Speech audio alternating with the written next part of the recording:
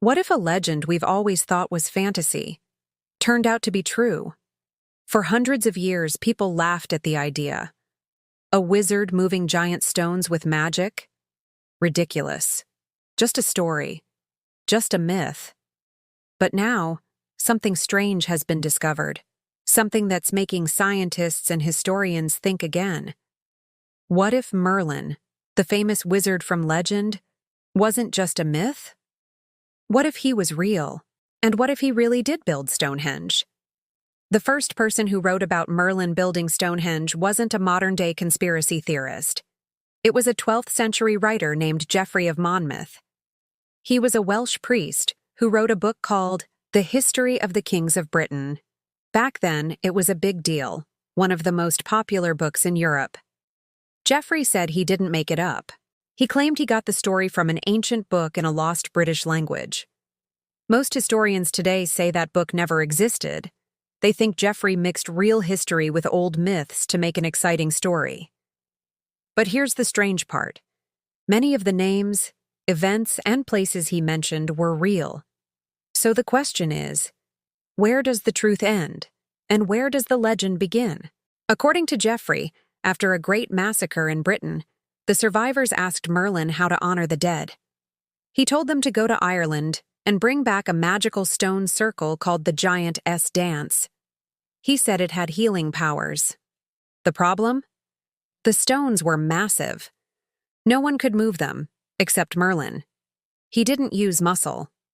He used magic. He brought the stones to Salisbury Plain in England and rebuilt the monument there. We now call it Stonehenge. Sounds like a fairy tale, right?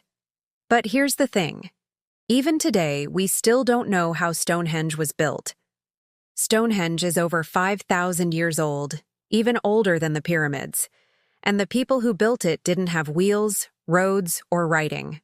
But somehow they made a monument with perfect symmetry, mathematical precision, and massive stones, some weighing more than 45 tons. They didn't just stack rocks randomly. The builders shaped each stone carefully. They carved joints so the stones would lock together. They even curved the top stones to form a perfect circle. All of this was done using simple tools like stones and deer antlers. Modern scientists still can't fully explain how they did it. So, what if the story of Merlin moving stones with magic was just a way of describing knowledge people couldn't understand? Maybe Merlin wasn't a wizard. Maybe he was an engineer, a genius, a man way ahead of his time. For years, scientists believed the famous altar stone in the center of Stonehenge came from Wales, like the smaller blue stones. But a recent discovery shocked everyone. They tested the stone and found it didn't match any Welsh rocks. Instead, it came from Scotland, over 700 miles away. That's like dragging a 6.5-ton stone across forests, rivers, and mountains without wheels or roads. Why would ancient people go to such crazy lengths? And get this. In Wales, archaeologists found the remains of a stone circle that looked like it was taken apart, and one of its stones perfectly matches a stone at Stonehenge. Suddenly, the legend of Merlin moving an ancient stone circle from another land doesn't sound so crazy anymore. So why build Stonehenge at all? Around 2500 BCE, something big was happening. A new group called the Beaker people arrived in Britain from Europe. They had metal weapons, something the local Stone Age tribes had never seen. Within a few generations, the old people were almost completely gone. DNA studies show that up to 90% of the original population was replaced. To those native tribes, it must have felt like the end of the world, and maybe that's why Stonehenge was built. Not just as a graveyard, but as a message. A symbol that said, "We are still here. We are the masters of stone, and we will not be forgotten." Geoffrey of Monmouth wrote about a great betrayal, a massacre known as the Night of the Long Knives. He said it happened during Saxon times.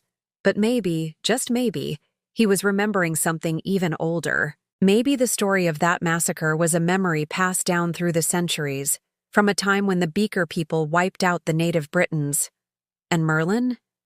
Maybe he was the person who brought the people together, Who organized them?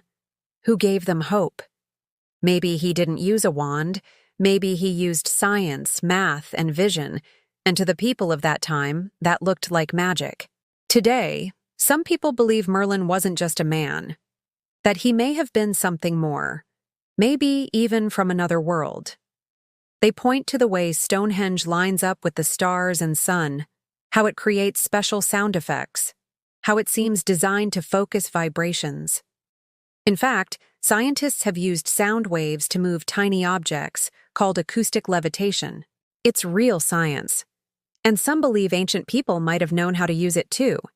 If that's true, then Merlin's magic might have been real science that we've lost. So did Merlin build Stonehenge? Maybe not with spells, but maybe with ideas so advanced they turned into legend. We often think ancient people were simple, but they had the same intelligence we do, just different tools, and Stonehenge shows us what they were capable of. Maybe it's time we stop calling our oldest stories just myths, because legends usually start with a grain of truth, and maybe, just maybe, Merlin really was there.